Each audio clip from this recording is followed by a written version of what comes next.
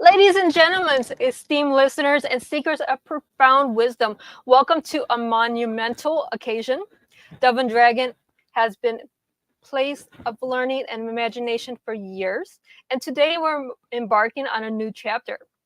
We have a special guest, Benjamin Freeman, who has spent several decades exploring a big question: why do we not use modern technology to make the world a kinder and more cooperative, loving environment? Now, without further ado, let us dive into the depths of wisdom that Mr. Benjamin Freeman has in store for us and some wonderful news that he just shared. Join us in exploring the fascinating insights and decades of experience, and we hope that he brings the world seamlessly that is spinning out of control back into a world of peace. Thank you. Welcome, Mr. Freeman. Thank you for your wonderful introduction. It's a profound honor to have you with us today. Well, thank you again. So let's get into the issues. Okay, well, your lifelong pursuit of understanding why humanity hasn't harnessed the modern technology for a more cooperative world is remarkable. Let me say that first and foremost. Could you please share with us what initially sparked your interest in this? Actually, since I was a teenager, I've been interested in these big picture issues. And I hope you don't mind a sort of religious thing, that when I was a teenager, I had a dream. And I wasn't thinking it was a divine dream, but maybe it was, where it told me that I should study this question and someday I'd be able to create an answer for the human race. And that actually is what kept me on it or got me started in my 20s. I did have a regular job, but this was my main interest basically my entire adult life. And as you can tell, looking at me, 72 years old now. So when you say decades, I put 50 years into this, into these ideas. Well, it's remarkable what you have accomplished with that 50-year journey. Right. And I eventually, recently, which I assume is a big part of why you're interviewing me, wrote a book, which is available on Amazon and other places, called Becoming Angels in Paradise. And it explains how we can take carefully calibrated steps towards a more sustainable and enjoyable future that would eventually morph into what the Quran and the Bible call paradise, and Buddha as well. Mm-hmm. Well, we all, regardless of what religion we come from, we all have a version of paradise within our religious structures, and we all want to strive to get there. So having angels leading us to paradise is a perfect metaphor, regardless of the religion that we're in. Well, that's a good point. If you look at my back cover, which I sent you, mm-hmm. The most interesting intellectual point in my book, and that I've realized for all these years, is that even though people think, Buddhism and Hinduism and Christianity and Judaism and Islam are so different, the differences are about secondary points. About the most important point, how people should behave. They all teach the same story.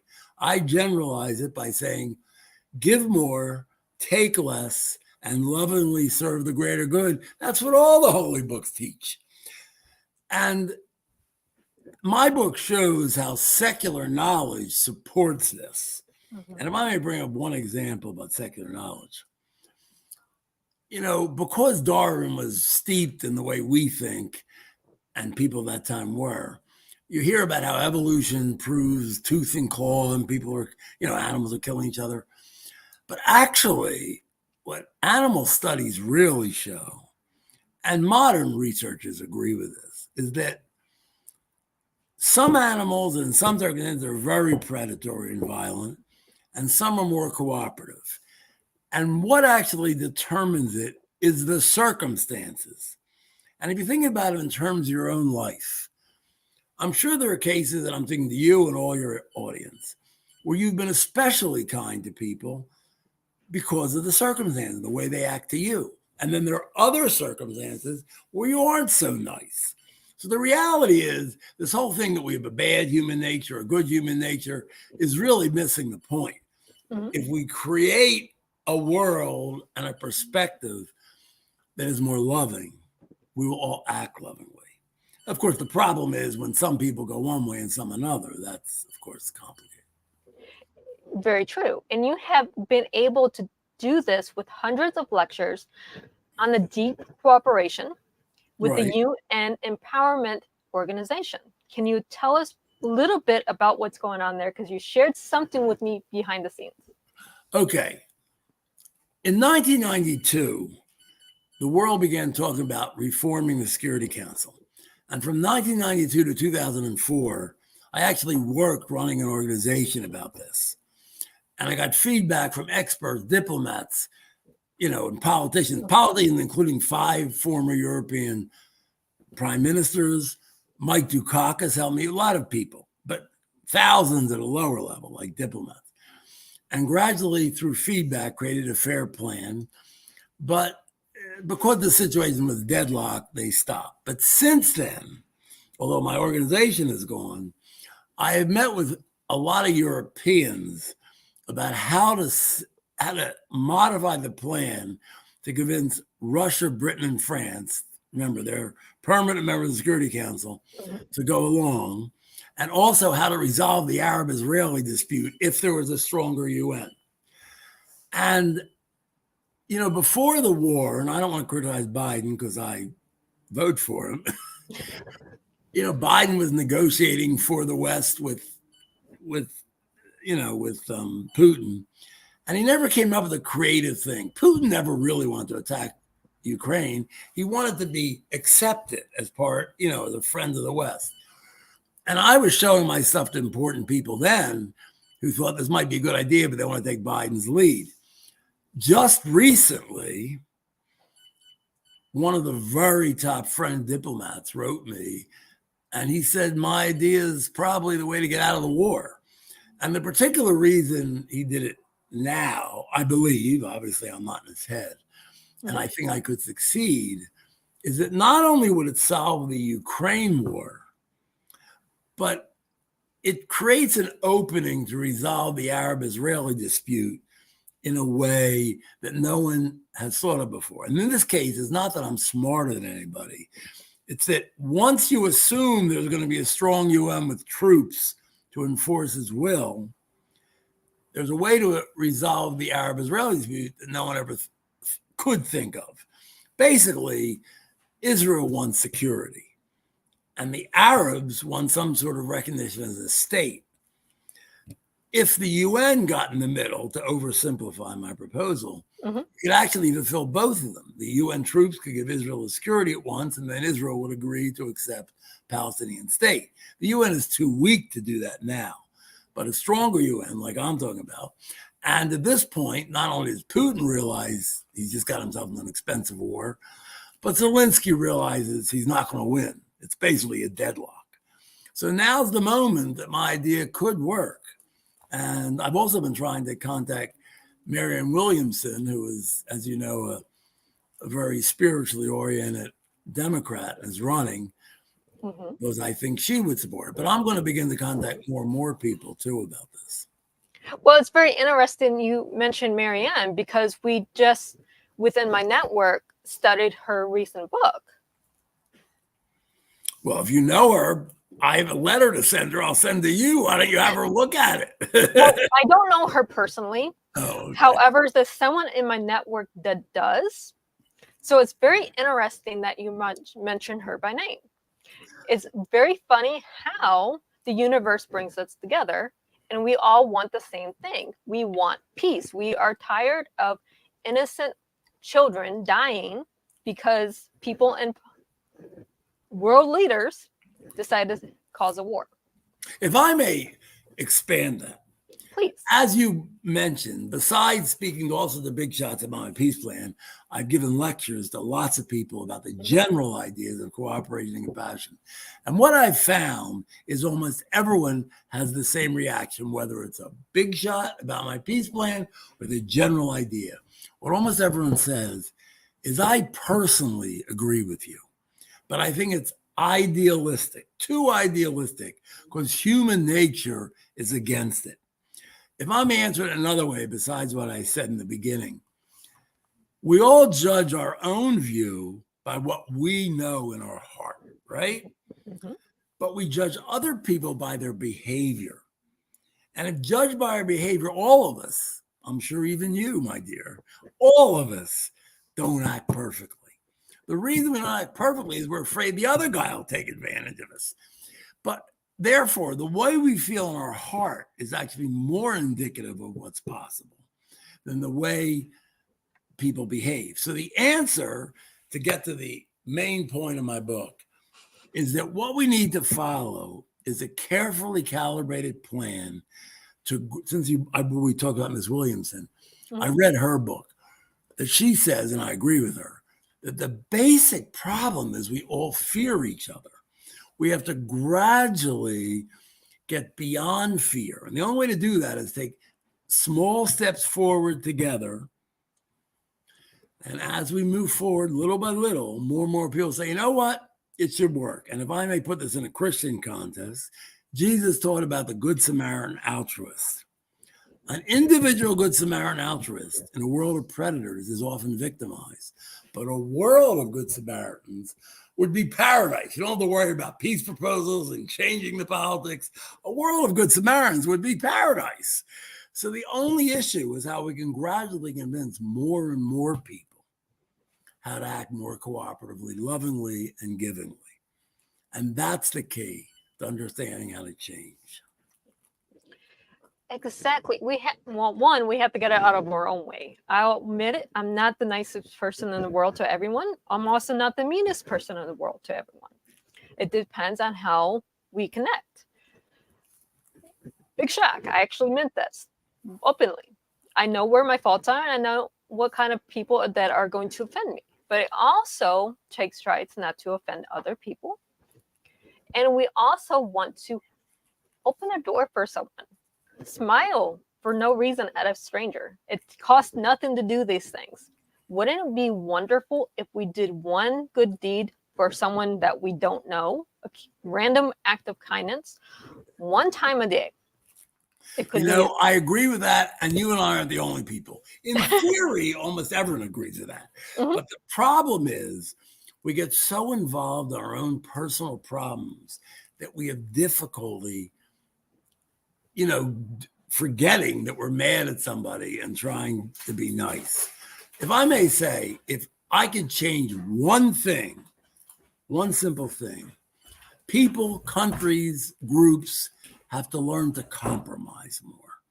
We all have to not be so attached to getting everything we want and be willing to really listen to what other people want so we can come up with a fair compromise.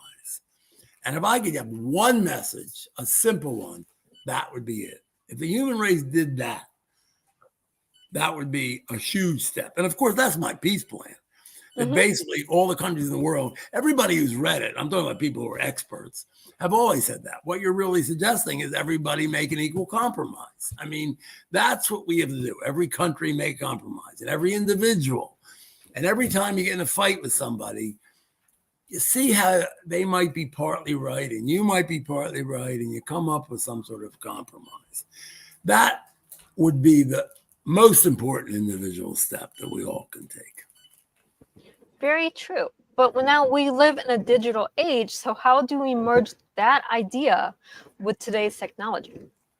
It is so sad, and you don't need you and me to say that. They've said this on the Senate floor and the House floor. In theory, the digital age should have made the world better because it gives us all more information about others and more abilities to connect. But in reality, the anonymity of the digital age has made people more willing to be mean to each other because you're not actually going someone's face. You're just putting it on, Facebook or something. And that's a difficult question. I actually believe that a big part of the issue is the fault of Facebook and all the big play with their algorithms. Mm-hmm. And if I may make a point, and hopefully one of these big shots at Facebook and them will hear, I understand why your algorithm makes sense for buying goods. That if somebody's interested in cars, you give them more things about cars. But in political and social interaction, the algorithms they use actually make things worse because you get more and more negativity they bring out. They have to really have two. If I were running Facebook or any of those, I would actually have two sets of algorithms for certain type things, meaning commercial things. Like what are you into? And of course, you should try to give people stuff that relates to what they want. But in social and political things, it's actually the opposite. You have to help people see viewpoints that are the opposite of theirs so they can understand them. And that would be, in my mind, the solution in terms of the social media. Well, I'm privy to some information. There's a no social media getting ready to come out. I don't know the exact date yet, and I won't say the name yet. But it has what you're talking about. It also has an algorithm to stop the scam bots from stealing $1.2 billion in revenue from the scammers. It won't be able to take place on the social media. So it's going to solve things if we can get people to this new social media, or if we get Facebook and Instagram to use the technology and put it onto their sites. We have to stop this negativity. If I may make a point about how the guy, if he came up with my idea but made it better, could sell it to the owners of these things, I understand that they're thinking they make more profit the way they're doing it. But that's only true about selling things. In terms of social stuff, people will be just as interested in getting opposing viewpoints. And it wouldn't hurt their sales and their profits. No. And I think they have to be educated. And it's sort of sad that Washington calls them in and they have questions and they complain the same way you and I are. But I've listened to some of the hearings, with Zuckerberg and those people. People in Washington never thought of coming up with a split algorithm idea. But they should bring it up to those people at the level of Washington. No one has ever thought, oh, we need to censor the negativity, the hate, the negative. Let's bring people into wars. Let's create discord. We don't want that. Me as a social media user, I don't want the hate on my timeline. I want to have an opposing viewpoint, yes, because that expands my thinking and my knowledge, but I don't want the hate. We don't need it. We don't need it. That's definitely true too. That's sort of a slightly different point. Obviously, they shouldn't have hate content. I assume the problem, and I've heard people working for the say this, is that there's so much content that is difficult for them to monitor every word that gets out there. But I think they aren't doing a particularly good job. I mean, I'm sure they could not do it perfectly, but they could make it a lot better. A lot better. Well, changes are coming, hopefully very soon. But back to everything you're doing on. Could we elaborate a little bit more on how this fear manifests and impacts us on our behavior and keeps us from changing to be a kinder general world? Well, I think the answer to that is, I hate to say this, sort of obvious. I mean, almost everywhere you go, every interaction, people look at the fear end. How could I be hurt? I would like people to also look at the positive end. In other words, when people are set with a decision, they move toward the negative view because they worry about, well, if I'm open and compromise and I'm loving, somebody might stab me in the back. But if they would look at it more carefully, there are benefits of being more cooperative, even for you.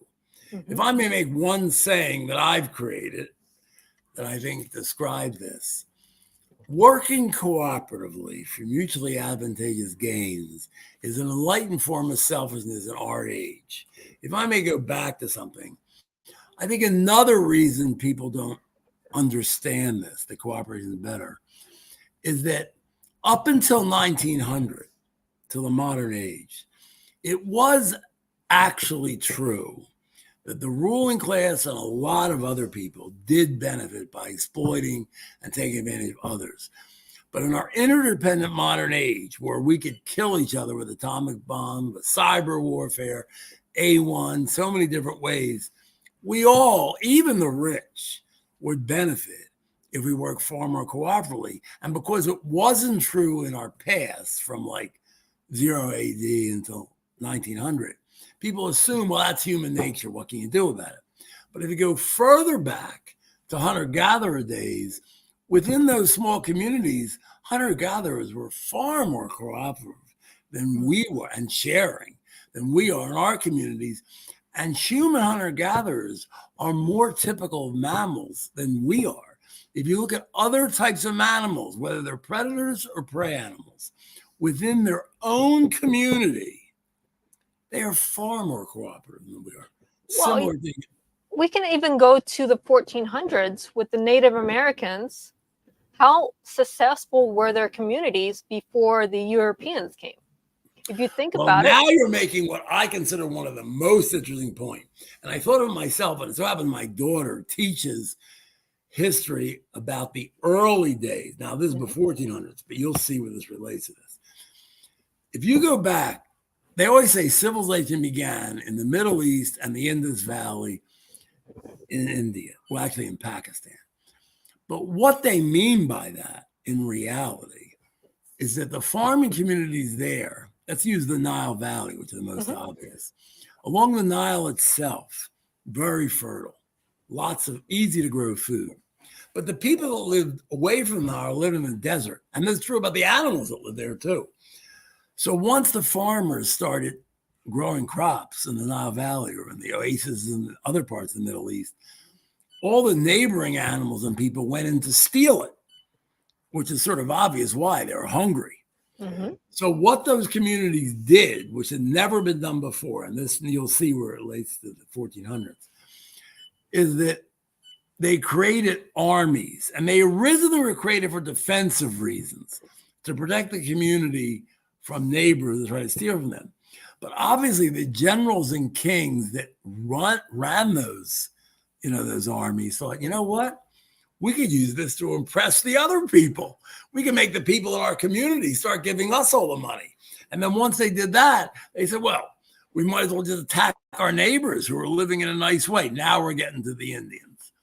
So once all of Europe and Asia had been conquered by this idea of, oppression and nation states, and they came to the Americans, the Indians, the Native Americans all over the Americas had never been used to anything on this scale. I mean, they didn't have a perfect design either. And so they were just totally overwhelmed by Westerners who were just totally predatory against them.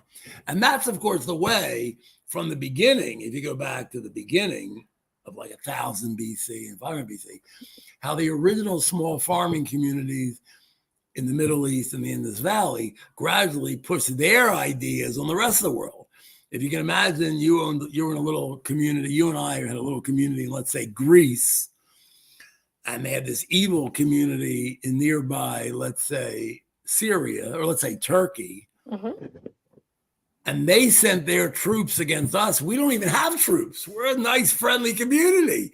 So they were able to conquer us. And that's how they gradually, that way of thinking, conquered the whole world. But it's not normal.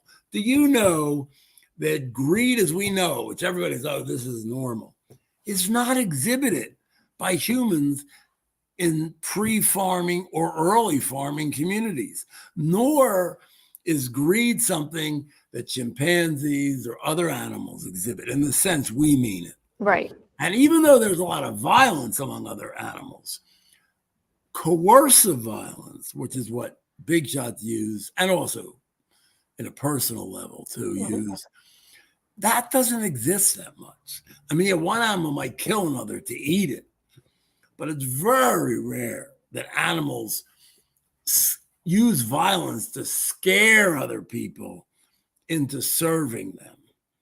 And so we invented the worst thing. So this is not human nature.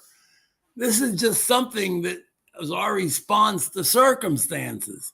And we got to unlearn it and create different circumstances. That's my answer. Well, no, I actually work with several people, motivational speakers and coaches that actually teach this. You have to deprogram your mind to live a happier, healthier life. But we have to do it on a society scale, not just on an individual scale. Well, exactly. That's why I get into political things. Mm-hmm. And, you know, I'm hoping your friend will get me to see Miss Williamson, because even when she can inject some more spiritual ideas into it, you know? I mean, it's sort of sad the way, you know, the mainstream candidates, this is more true about Republicans and Democrats, but Democrats too, they talk about how they love Jesus, whatever. If they really love Jesus, they'd read what the New Testament really teaches, which is to love thy neighbor and to not be greedy, to share your wealth and to not be violent.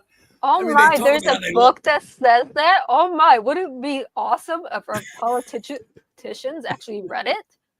Yeah, these are the same politicians that say they love this book, and yet in their policies they promote, they don't promote what Jesus promoted. It's really very sad. Mm-hmm. It's very sad. I mean, but we're going to change it. We do. There's a lot of things that are in books, the Bible being one of them, the Quran, the Torah. Most of these books that say, love thy neighbor. We don't create war. You know, greed is a paramount evil. If we can actually get that to our politicians' minds, we would have a happier area and a happier country and eventually a happier world. No question about that. And that's what my book is trying to do, and my peace plan. And a lot of people are working for it. The problem is there are a lot of people who aren't working for it. You know, it's like there's a push and pull. And so obviously we have to increase the number of people that are working for those changes and convince a lot of the people that aren't that they'd be better off joining us. That's, you know, that's the way it is. Life's tough, but you have to keep going. It really is. But, you know, there's a lot of things that are coming from this interview I really wish we go forward on. I wish you will with the peace plan. I hope it gets adopted here soon, because seriously, the war in the Ukraine, Russia needs to end. There's too many people dying, losing their lives, and the historical buildings that are being destroyed because of this is insane. Then you have what's going on in the Middle East. That just needs to stop. Yeah, and they're the only things we hear about in the American media. But actually, there have been wars in Africa that are worse than either of those wars. Mm-hmm. The Rwanda war, which was only, 20 years ago, that was worse. I mean, they like killed everybody, you know, of one side. And there have been a lot of wars, like in Cambodia. I forget they're called the Khmer Rouge. They like killed like the majority of the population of their own country. I mean, you know, what's going on now in Israel and Hamas and Ukraine are horrible, and World War II is worse. So like these wars, as bad as they are not the worst. And so I'm just saying this modern war that we see on their TV every time we turn it on, but there's wars happening every day in some part of the country. Oh yeah, some part of the world, you mean? Yeah. Mm-hmm. But if I may go back to the point about compromise, I think war is a violent example of what goes on in the political arena, not just in the U.S., in the world, what goes on in arguments within corporations, you know, even in academia, where you think, well, they're interested in the truth. Any academics who are at all long-term professors will tell you it's like a competition for who can win over the other one. You know, who can get more books published? People should be working cooperatively, and people just don't do that because they're afraid they'll be taken advantage, not because they don't believe in it. Mm-hmm. If you ask any 10 people, they all would say, yeah, it'd be better if we're all cooperative and more compassionate, obviously. But they're afraid that if they're cooperative and compassionate, someone else will take advantage of them. That's why Ms. Williamson's right. Fear is the issue. Well, forget Ms. Williamson. Franklin Roosevelt said, there's nothing to fear but fear itself. Fear is really the problem. There's a certain amount of fear that is necessary to live in the world, but we exaggerate that to such an extent. We have to overcome some of that fear, and we have to not be ruled by fear and mistrust. Now, sometimes you do get taken advantage of, but so what? It's more important that you show love as much as you possibly feel comfortable showing it. Exactly. But we are almost out of time. So I want two things. One, where can people find your book and the name of the book again? Thank you. Becoming Angels in Paradise. It's in a lot of places, but the biggest place is the obvious place to look for it. In Amazon, they sell it. Becoming Angels in Paradise. That's the name of the book. Thank you. And lastly, in a world that often feels chaotic and uncertain, what message of hope would you like to convey to our listeners as they contemplate the possibilities of a better future? You know what message, if you made a general message? There's always a say that it's darkest before the dawn. And all the problems we have now can be looked at as a motivation for all of us to work together. Wonderful. Thank you so much for being on the show today. You're welcome, and I'm going to write you as soon as we're done. Thank you very much. And for our listeners, have a good day, and our viewers, happy listening and happy reading.